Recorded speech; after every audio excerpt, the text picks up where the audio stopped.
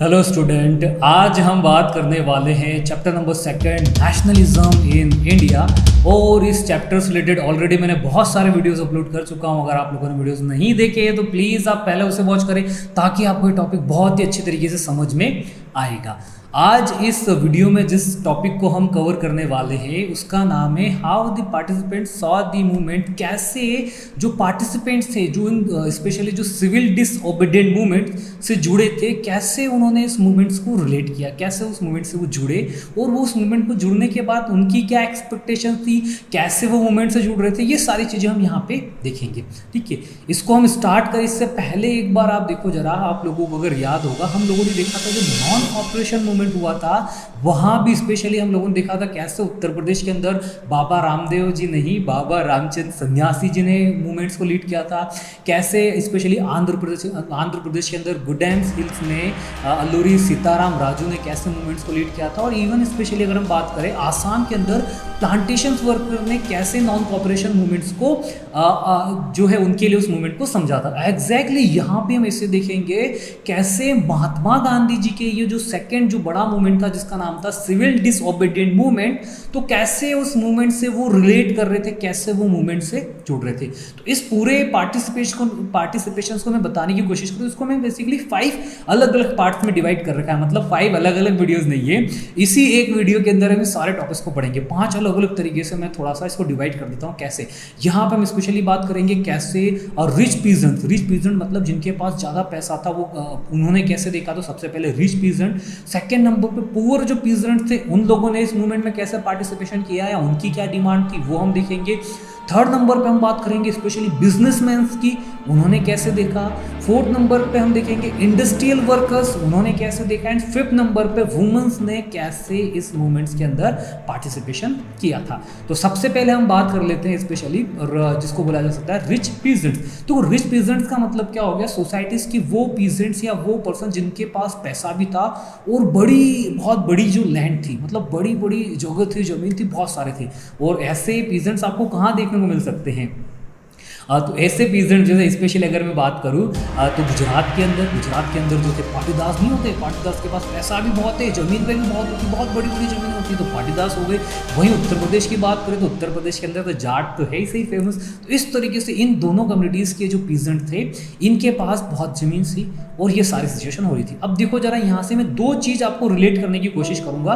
पहला, एक बार हम लोगों ने पढ़ा था कि 1926 से लेके तो 1930 तक एक क्या चीज़ हो रही थी, एक वर्ल्ड के अंदर ग्रेट इकोनॉमिक डिप्रेशन था, मतलब इकोनॉमिक कंडीशन बहुत अच्छी नहीं थी।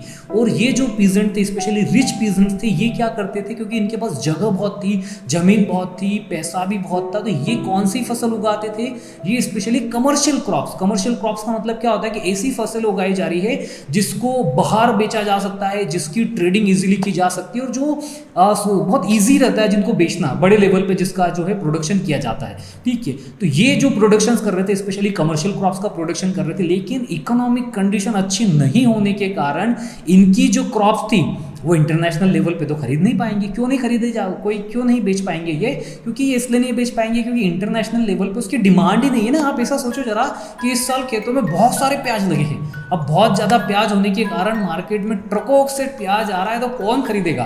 प्याज का जूस बना के तो पी नहीं सकते हैं। ठीक है, तो ये प्याज जिस तरीके से नहीं खरीदे जा सकते एक लेवल से ज़्यादा, ऐसा ही यहाँ पे था। इनके पास इतना ज़्यादा प्रोडक्शन भी हो रहा था पर डिमांड ही नहीं इतनी, खरीदने वाले कोई लोग नहीं थे। क्यों नहीं खरीद रहे थे, क्योंकि इंटरनेशनल लेवल पे मार्केट पूरा खराब था, कॉलेप्स था, जिसके कारण ये अपनी क्रॉप्स को सेल नहीं कर पाते हैं। सो प्रॉब्लम ये हो जाती है कि इनकी फसल बिक नहीं रही है। रेवेन्यू जो है ब्रिटिशर्स, तो रेवेन्यू आपको बताइए फसल बिके या नहीं बिके, उनसे ब्रिटिशर्स को कोई मतलब नहीं है, वो तो अपने रेवेन्यू उनकी डिमांड रहती है।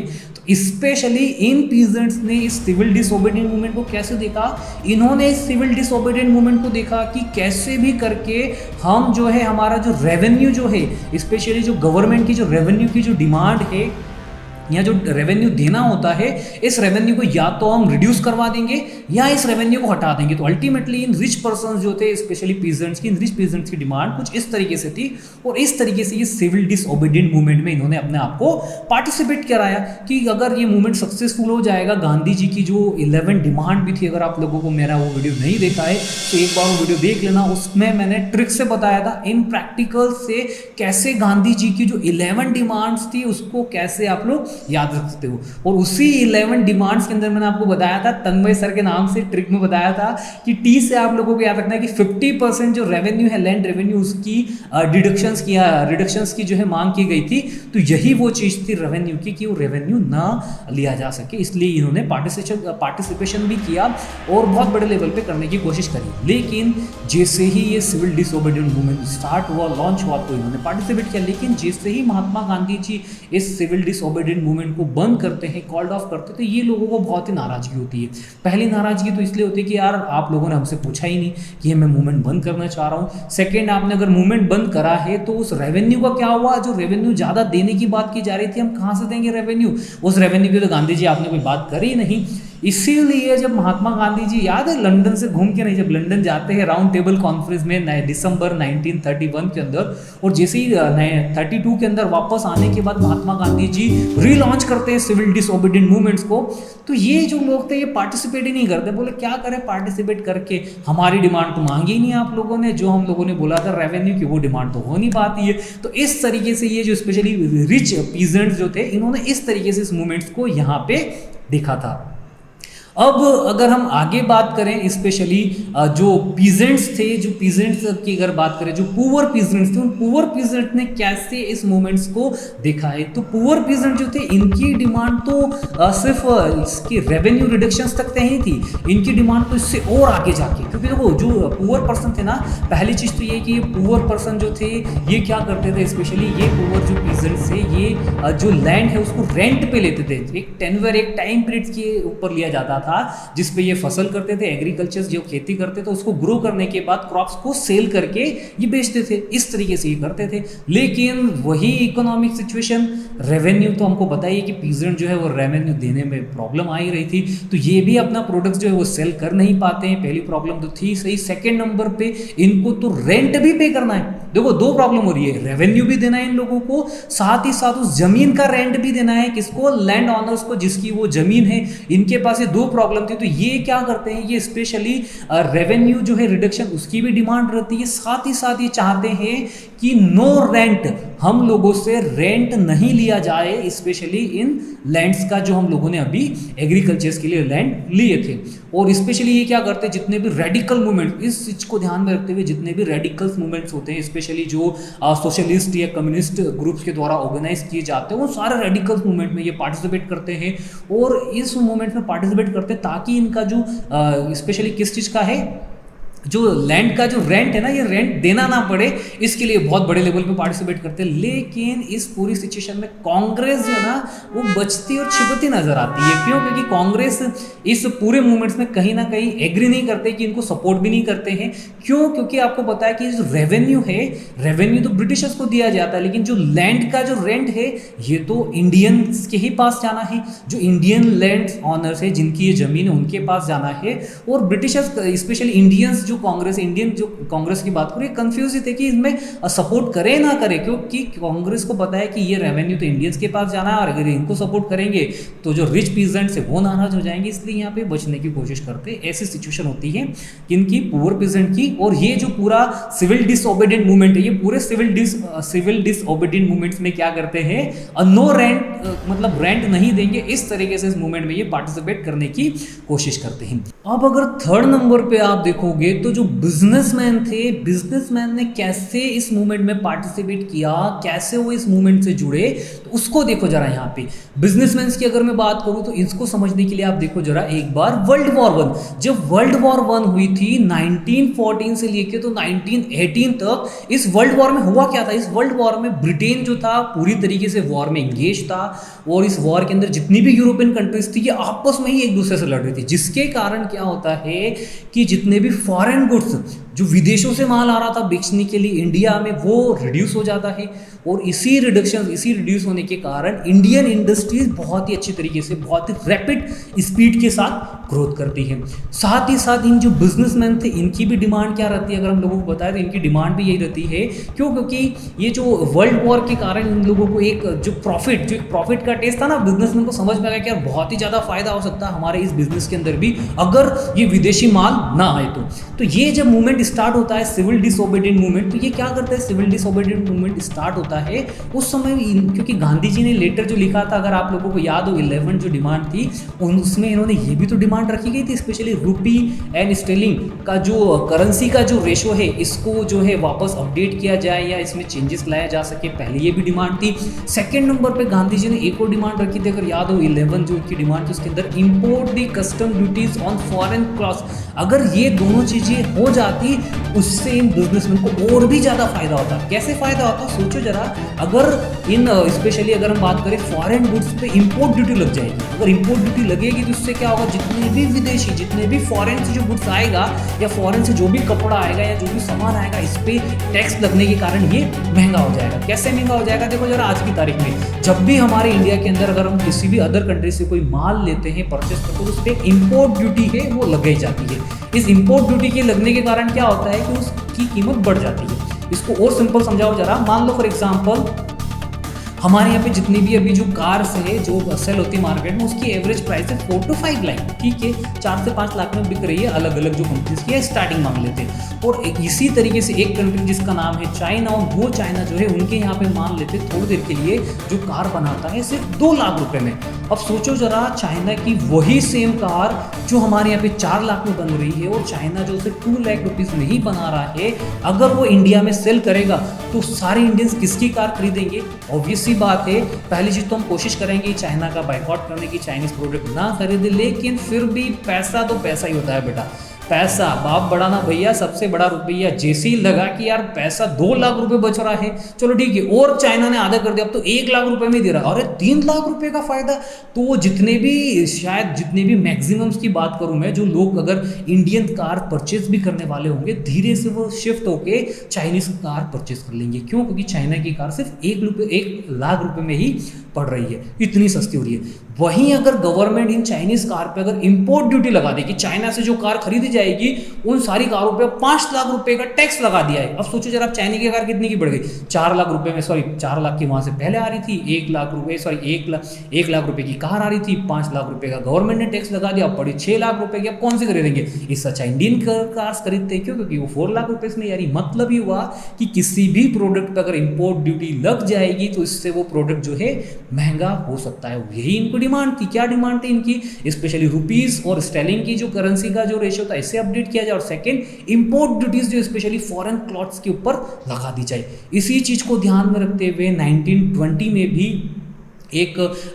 स्पेशली कमिटीज या जिसको बोल सकते हैं कांग्रेस सेट होती है, जिसका नाम रहता है Indian industrial commercial Congress set की जाती है 1920 में, और 1927 में भी FICCI जो है ये भी 1927 में बनाई जाती है। इस पूरे मूवमेंट्स को जो लीड करने वाले थे, स्पेशली इस बिजनेसमैन के अंदर हम बात करें, जो इनिशिएटिव्स ले रहे थे, वो थे पुरुषोत्तम दास एंड ठाकुर दास और BD बिरला। ये जो प्रोमिनेंट जो इंडियन बिजनेसमैन थे, इन्होंने इस चीज को और आगे बड़े लेवल पे ले जाने की भी कोशिश करी थी। लेकिन जैसे ही ये सिविल डिसोबीडिएंट मूवमेंट बंद होता है, दैट मीन्स कि कॉल्ड ऑफ किया जाता है महात्मा गांधी जी के द्वारा, इन लोगों को बहुत ही बड़ी प्रॉब्लम होती है। क्यों होती है? क्योंकि पहली चीज तो ये है कि अगेंस्ट जो इनकी जो डिमांड थी वो भी फुलफिल नहीं हो पाती, और सेकेंड इन लोगों ने स्पेशली सिविल डिसोबीडिएंट मूवमेंट्स में कहीं ना कहीं बहुत ज़्यादा जो है सपोर्ट किया था in the form of money, पैसा भी इंडियंस को जो दिया था ताकि अच्छे तरीके से मैनेज हो पाए।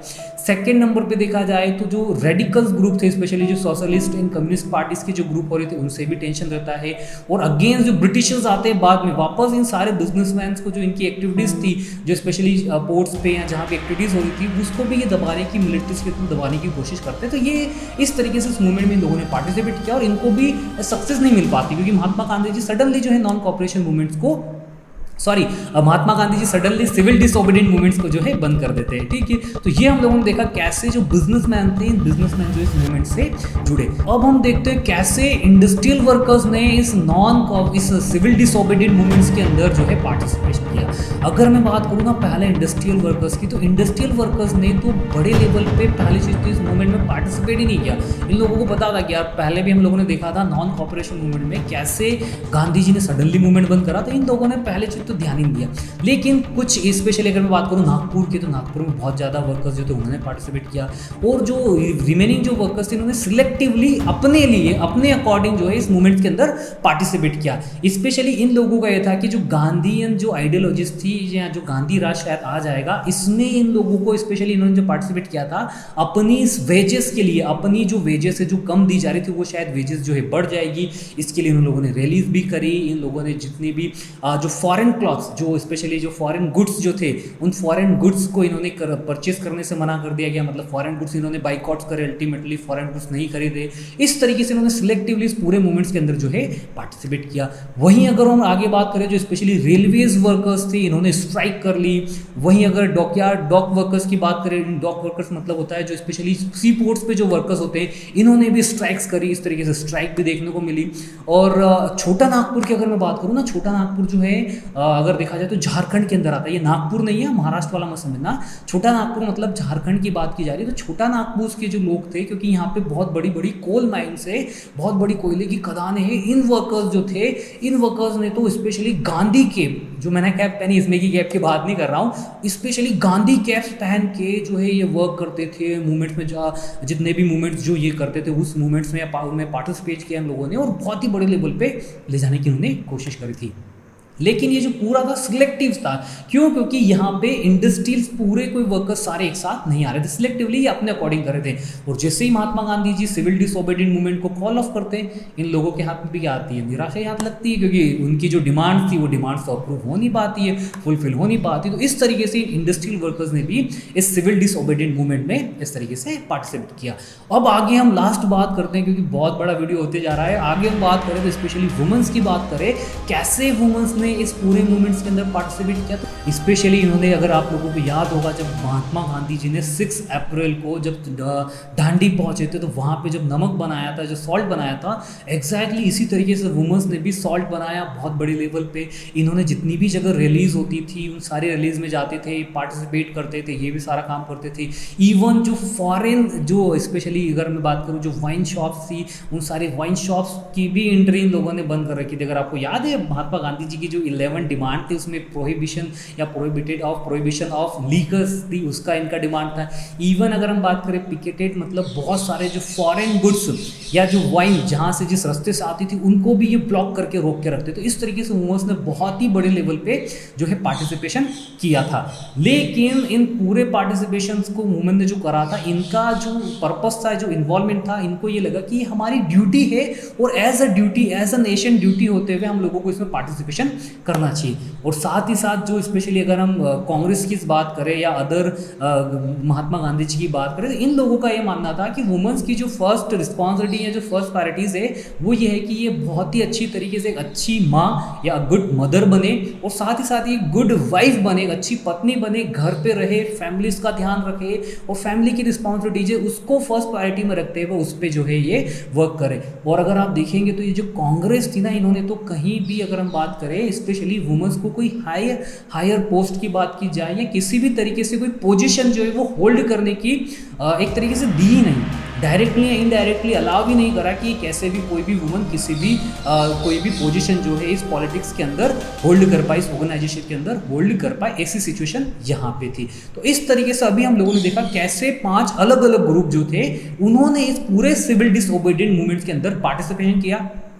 सभी ग्रुप्स की डिमांड भी अलग अलग थी, सभी की रिक्वायरमेंट भी अलग अलग थी, और उसी रिक्वायरमेंट्स को ध्यान में रखते हुए उन्होंने सिविल डिसओबीडिएंट मूवमेंट में पार्टिसिपेट किया। जैसे फॉर एग्जांपल अगर मैं बात करता हूं, सबसे पहले जो रिच पीजेंट थे, जो स्पेशली उत्तर प्रदेश के थे, गुजरात के थे, इनकी क्या डिमांड थी? इनकी सिविल डिसओबीडिएंट की अगर हम बात करें तो इनकी डिमांड ये थी रेवेन्यू जो था उस रेवेन्यू को हटा दिया जाए या फिर रिड्यूस कर दिया जाए, और जो महात्मा गांधी जी ने अपनी 11 डिमांड में लिखा था, अगर आपको याद हो। वहीं अगर मैं बात करूँ पुअर पीजेंट की, तो पुअर पीजेंट तो और आगे जाते हुए उन्होंने की क्या डिमांड थी कि रेवेन्यू तो ठीक है ही सही, नो रेंट भी जो है वो हटा दिया जाए, ये डिमांड आ जाती है। वहीं अगर मैं बात करूँ स्पेशली जो बिजनेस क्लास थे, इनकी क्या रिक्वायरमेंट थी, इनकी डिमांड थी कि जो इंपोर्ट ड्यूटी है वो लगा दी जाए, अप्रूवल ऑफ किस चीज़ का कर दिया जाए, पोस्टल जो है पोस्टल बिल, जो पोस्टल रिजर्वेशन बिल है उसको अप्रूवल मिल जाए, जो रुपी और स्टेलिंग जो करेंसी है इसका जो रेशो है उसमें चेंजेस हो जाए ताकि बिजनेस जो है अच्छी तरीके से फुलफिल हो पाए। इस तरीके से उन्होंने सिविल डिसोबीडिएंट मूवमेंट्स को देखा था। वहीं अगर फोर्थ नंबर की बात करें, इंडस्ट्रियल वर्कर्स जो थे, इन वर्कर्स की डिमांड अलग थी, इनकी डिमांड स्पेशली वेजेस के लिए थी ताकि इनको अच्छा वेजेस मिल पाए। वुमेन्स की बात करें तो वुमेन्स ने भी अलग तरीके से इस पूरे सिविल डिसोबीडिएंट मूवमेंट में पार्टिसिपेट किया था। अब यहाँ पे हम लोगों को समझने वाली बात ये है, क्योंकि इस पूरे चैप्टर में हम बात कर रहे हैं नेशनलिज्म इन इंडिया, तो अब देखो जरा इन सबकी डिमांड जो थी, चॉइस अलग अलग थी, लेकिन ये सभी एक अम्ब्रेला के अंदर आ गए। इन सभी की डिमांड अलग अलग थी, इन सभी का आइडियोलॉजी अलग अलग थी, इन सभी की जो रिक्वायरमेंट थी वो अलग अलग थी, लेकिन इस सिविल डिसोबीडिएंट मूवमेंट्स के कारण ऑल द इंडियंस, जितने भी इंडियंस थे वो धीरे धीरे एक साथ आते जा रहे थे। और यही तो इस चैप्टर का मेन मीनिंग था जो हम लोगों को समझना है, क्योंकि होता क्या है, जब ये चैप्टर हम पढ़ते हैं, जब हम समझते हैं ना, तो हम इस लिंक से, इस टॉपिक से ही हट जाते हैं कि जो इसका मेन इंटेंशन ये था कि कैसे इंडिया के अंदर जो नेशनलिज्म है, कैसे नेशनलिज्म इंडिया के अंदर इमर्ज हो रहा था, कैसे इंडियंस जो है वो एक साथ आ रहे थे। डिमांड सभी की अलग अलग थी, लेकिन सभी अलग अलग डिमांड जो है कहीं ना कहीं लोगों को एक साथ एक ग्रुप में लेके आ जाती। क्यों? क्योंकि इन सभी का विलन कौन था? इन सभी लोगों का विलन तो ब्रिटिशर्स थे, और इसी एक विलन होने के कारण ये सारे लोग जो ग्रुप है एक साथ होते रहते हैं। सो उम्मीद करता हूं कि आप लोगों को ये वीडियोस के थ्रू कुछ भी, थोड़ा सा भी टॉपिक जो है वो समझ में आ रहा होगा। सेकंड, अगर वीडियो पसंद आए तो आप लोगों के पास टाइम है तो लाइक भी कर सकते हैं, कमेंट भी कर सकते हैं, और इसी के साथ साथ जो सबसे इंपॉर्टेंट है, इस वीडियो के बाद आपको एंड में इसी टॉपिक से रिलेटेड जितने भी क्वेश्चंस एग्जाम में पूछे जा सकते हैं वो सभी क्वेश्चंस को मैंने यहाँ पे लास्ट वीडियो में इंक्लूड करा है, तो आप उसको देख के, पढ़ के, स्क्रीनशॉट लेके अपने पास रख सकते हैं। Thank you so much.